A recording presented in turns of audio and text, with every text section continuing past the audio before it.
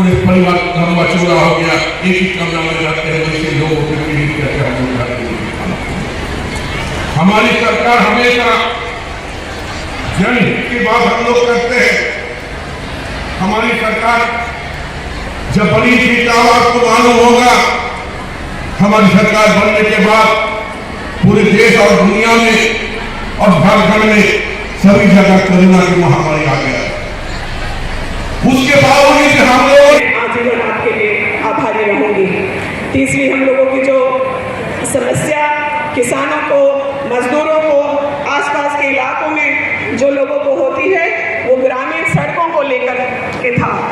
आदरणीय आलमगीर जी के नेतृत्व में एक ऐसी योजना, हम लोग सोचते थे 15 किलोमीटर अगर विधायक को सैंक्शन किया गया है रास्ता, तो हम किस रास्ते को बनवाएं और किस रास्ते को छोड़ें।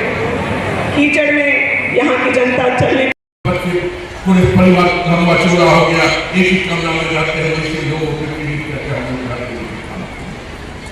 हमारी सरकार हमेशा जनहित की बात हम लोग करते हैं। हमारी सरकार जब बनी थी तो आपको मालूम होगा, हमारी सरकार बनने के बाद पूरे देश और दुनिया में और झारखंड में सभी जगह कोरोना की महामारी आ गया। उसके बावजूद हम सांसद मंत्री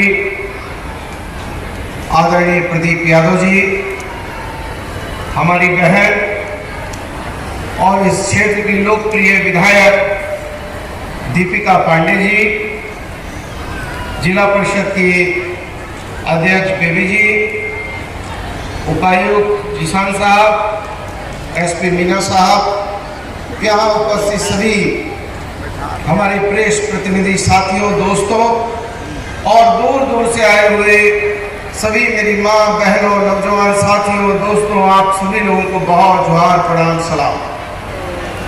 साथियों, दोस्तों,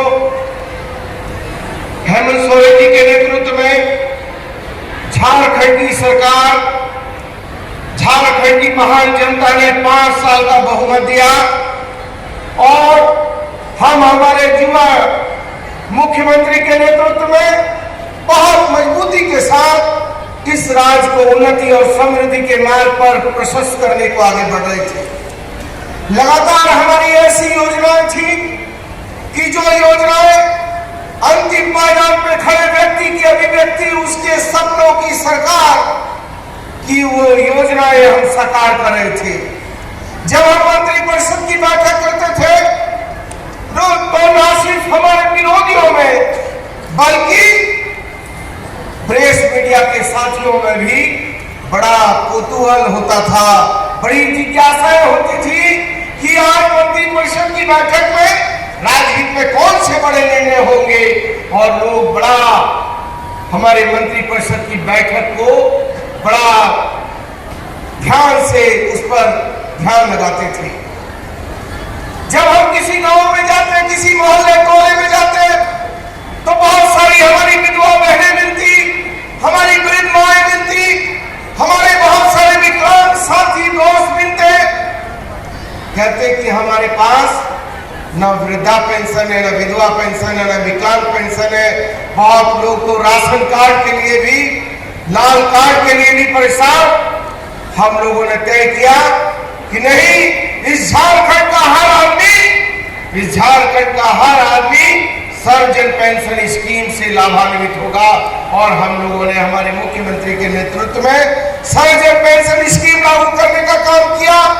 हमारे यहाँ ओल्ड पेंशन स्कीम के लिए पूरे देश में मारामारी होती थी, लेकिन हमने यहाँ ओल्ड पेंशन स्कीम लागू करने का काम किया। जब हमारे प्रवासी भाई, जिनको पत्रकार प्रवासी कहते थे, हम उनको हमारे झारखंड का भाई कहते हैं। जब कोरोना का वक्त आया और वो लोग दर की ठोकर खा रहे थे, तो उन लोगों को भी लाकर हम लोगों ने यहाँ पर उनको बसाने का और उनको काम देने का काम किया। देश के आदरणीय प्रधानमंत्री कहते थे कि जिसके पैर में चप्पल नहीं है, हम उसको जहाज में बिठाना चाहते हैं, लेकिन उन्होंने कहा था, लेकिन हमारे मुख्यमंत्री आदरणीय हेमंत सोरेन जी ने उसको करके दिखाया और गरीबों को हवाई जहाज, रेल मार्ग, बस से उनके घरों तक पहुंचाकर उनको सुरक्षित करने का काम किया। पिछली सरकार में लोग, जो डबल इंजन की सरकार थी, भूख भूख करके लोगों ने दम तोड़ने का काम किया। लेकिन हमारी सरकार ने कोविड जैसे काल में भी, जहां इंसानियत के रिश्ते कमजोर हुए, जहां मानवता के रिश्ते कमजोर हुए, जहां संबंध कमजोर हुआ, जहां पिता पुत्र की अंत्योष्टि करने में डरता हो, पुत्र मां की अंत्योष्टि करने में डरता हो, और ऐसा भय का माहौल बना, इसके बावजूद भी हम लोगों ने पूरी तत्परता और ईमानदारी के साथ काम किया। ऐसा क्या गुनाह किया कि हमारे मुख्यमंत्री को एक साजिश करके उनको जेल की सलाखों में भेजने का काम किया।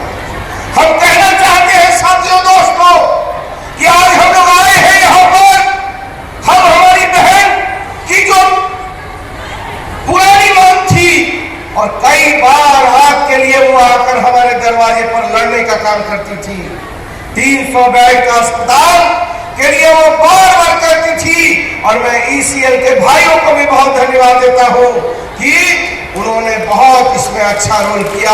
मैं उनको भी बहुत धन्यवाद और आभार करता हूं। लेकिन ये योजना आज की योजना नहीं है, ये 2012 की योजना है।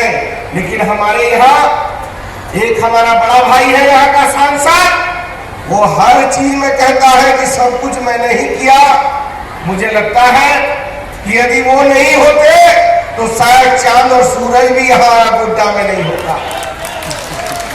हर चीज में वो जात और धर्म का एक ऐसा सीमा तान रहे हैं जिससे इस देश की समरसता, इस देश की एकता, इस देश की अखंडता, इस देश का गंगा जमुनी तहजीब खत्म हो जाएगा। हम आज 83 करोड़ की पेयजल योजना, जिसमें 82,000 घरों को सीधा शुद्ध पानी मिलेगा। आज 366 करोड़ की योजना राज्य सरकार लागू कर रही है। हमारे माननीय मुख्यमंत्री, वर्तमान मुख्यमंत्री आदरणीय चंपा सोरेन जी के नेतृत्व में जो काम हमारे हेमंत बाबू ने आगे बढ़ाया, उसको चंपा सोरेन जी और ये सरकार मजबूती से आगे बढ़ा रही है। हम कहना चाहते हैं कि देश को मत बांटो, ये देश प्रेम और विश्वास से चलने वाला देश है। ये मर्यादा पुरुषोत्तम श्री राम में विश्वास करने वाला देश है। ये देश राष्ट्रपिता महात्मा गांधी के सिद्धांत को मानने वाला देश है। लेकिन आपको कौन समझाएगा? अरे आपके पूर्वजों ने, राष्ट्रपिता महात्मा गांधी जो कहा करते थे कि रघुपति राघव राजा राम, पतित पावन सीताराम, ईश्वर तेरो नाम, सबको सन्मति दे भगवान, उनको भी तो जाकर प्रार्थना सभा में सीने पर गोली दागने का काम किया। वो कौन लोग थे? बापू हम शर्मिंदा है, तेरे कातिल जिंदा है। आज भी जो है बापू की हत्या की जा रही है। जब इस देश की राष्ट्रीयता और गंगा जमुनी तहजीब, अखंडता, एकता की हत्या हो रही है, तो बापू हम निश्चित तौर पर कह सकते हैं कि हम शर्मिंदा है। अरे मैं तो मन से कहता हूं, अरे मैं भी राम का पुजारी हूं, मैं सनातन मानता हूं। राम क्या है? राम मर्यादा पुरुषोत्तम है, राम का नाम त्याग है, राम का नाम प्रेम है, राम जो है आदर्श है, राम पुरुषार्थ है। लेकिन आप किस राम की बात कर रहे हो? आप सत्ता में बैठने वाले राम की बात कर रहे हो। मैं कहता हूं कि राम नहीं मिलते ही गरदारों में, राम मिले हैं निधन की आंसू की धारों में, राम मिले हैं बच्चे निभाती आयु को, राम मिले हैं घायल पड़े जटायु को, राम मिले हैं अंगद के उस पांव में, राम मिले हैं मर्यादा से जीने में, राम मिले हैं हनुमान के सीने में, राम मिले हैं हनुमान के सीने में, राम मिले हैं प्रहित वनवास में, राम मिले हैं केवट के विश्वास में, राम मिले हैं अनुसुईया की मानवता में, राम मिले हैं सीता जैसी पावनता में। राम नहीं मिलते मंदिरों के फेरों में, राम मिले हैं सबरी के झूठे बेरों में, राम मिले हैं सबरी के झूठे बेरों में। मैं भी सौगंध राम की खाता हूँ, मंदिर की कसम खाता हूँ। मेरा पूरा भारत धर्म स्थान है, और मेरा राम तो मेरा हिंदुस्तान है, मेरा राम तो मेरा हिंदुस्तान है। तो आप किस राम की बात कर रहे हो? और अभी ये जो 83 करोड़ का पेयजल योजना लागू हुआ, इन लोगों का बस चले तो ये पानी में भी ये जो है आग लगाने वाले लोग हैं। अरे मैं कहना चाहता हूं निष्कल भाई, अरे बांट दिया इस धरती को, चांद सितारों का क्या होगा, नदियों के कुछ नाम रखे, बहती धाराओं का क्या होगा। शिव की गंगा भी पानी है, शिव की गंगा भी पानी है, आबे जमजम भी पानी है, मुल्ला भी पिए पंडित भी पिए, पानी का मजहब क्या होगा। पूछो इन फिरका परस्तों से, क्या सूरज नया उगाओगे, एक हवा में सांस सबकी, क्या हवा भी नहीं बहाओगे। और नस्लों का करे जो बंटवारा, वो रहबर कौम का ढोंगी है। क्या खुदा ने मंदिर तोड़ा है या राम ने मस्जिद तोड़ी है। इसलिए हम कहना चाहते हैं और हम अकलियत के भाइयों से भी कहेंगे कि जो भाई अकलियत के भाई हैं, आप मुसल्ले ईमान हैं, इसलिए मुसल्ले ईमान का मतलब है कि जिसका ईमान कभी डगमग नहीं हो। मैं उनसे कहना चाहता हूं कि आप शहादत में इबादत करने वाले लोग हो, इसलिए डरने की जरूरत नहीं है। और मारने वाले से बड़ा बचाने वाला होता है। बिना उसकी मर्जी के एक पत्ता नहीं हिल सकता, बिना उसकी मर्जी के एक आपके बदन में रूह नहीं रह सकती है। वह तो इज्जू मंतशा, वह तो जिल्लू मंतशा, सारा फजीलत को देता है, इसलिए डरने की जरूरत नहीं है। औज़ु बिल्लाहि मिनश शैतानिर रजीम, बिस्मिल्लाहिर्रहमानिर रहीम, ला इलाहा इल्ला अंता सुब्हानका इन्नी कुन्तु मिनज़ जालिमीन। इसलिए मारने वाले से बड़ा बचाने वाला है। ये क्या करेंगे ये लोग, इनको हर चीज में जात दिखता है। पहले हिंदू मुसलमान किया, बाद में शमशान और कब्रिस्तान किया, उसमें भी इनका पेट नहीं भरा। तो ये आगे जब जब चुनाव आता है तो हिंदुस्तान और पाकिस्तान करते हैं। अरे भाइयों, हिंदुस्तान पाकिस्तान क्यों कर रहे हो। जब कारगिल का युद्ध हुआ तो इस देश के मुसलमानों ने, जो मुसल्ले ईमान में विश्वास करने वाले लोग हैं, उन लोगों ने मिलकर पाकिस्तान की मजम्मत करने का काम किया और सड़कों पर उतरकर विरोध करने का काम किया और ये बताया कि हिंदुस्तान का मुसलमान वफादार था, है और रहेगा।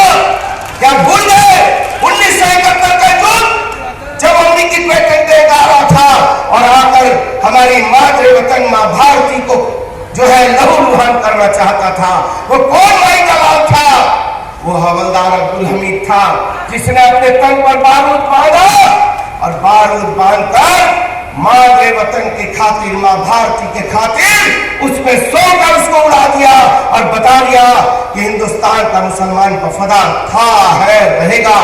लेकिन आप कौन लोग हो? आप तो राष्ट्रपिता महात्मा गांधी के सीने पर गोली मारने वाले लोग हो, जिन्होंने अंतिम 3 शब्द कहे, हे राम हे राम हे राम, कह के जिसने प्राण को त्यागा। मैं समझता हूं कि हम भक्त और भगवान की पूजा करने वाले लोग। और बजरंगबली से पूछा कि कहां है श्री राम, सीना चीर कर दिखा दिया और राष्ट्रपिता ने अंतिम सांस लेकर हे राम करके प्राण को त्यागा।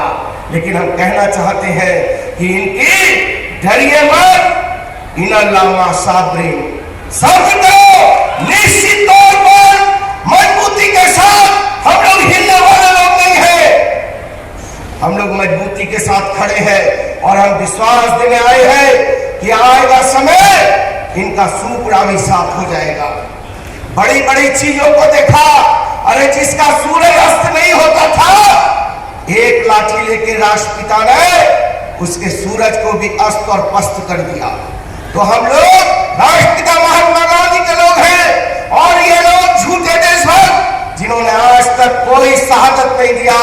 इन्होंने मातृ वतन के उस झंडे को भी आरएसएस के लोगों ने अपने जो है कार्यालय में नहीं लगाया।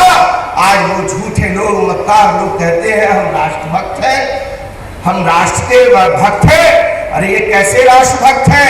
और निशिकांत भाई, आप कहते हो देवघर में एयरपोर्ट आपने बनवा दिया।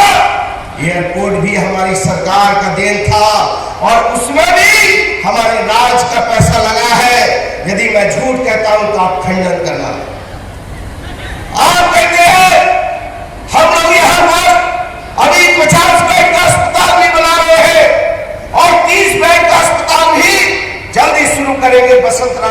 SC चालू होगी बसंत राय में। हम लोग प्रयास में लगे हैं कि कैसे करके, हम झूठे वादे करने वाले लोग नहीं हैं, हम मजबूती से खड़े रहने वाले लोग हैं। और हम कहना चाहते हैं कि ये लोग हम लोगों को डरपोक और बोका समझते थे। इनकी चाल थी कि कैसे करके राष्ट्रपति शासन लगा दे। जब ये नहीं सके, चुनावों में हारते गए और जनता ने इनको जब निरस्त कर दिया, तो ये लोगों ने फिर 356 का बेजा इस्तेमाल करने का प्रयास किया। लेकिन मारने वाले से बड़ा तो बचाने वाला है। क्या होगा, कोशिश की थी लेकिन वो कोशिश कामयाब नहीं हो पाई।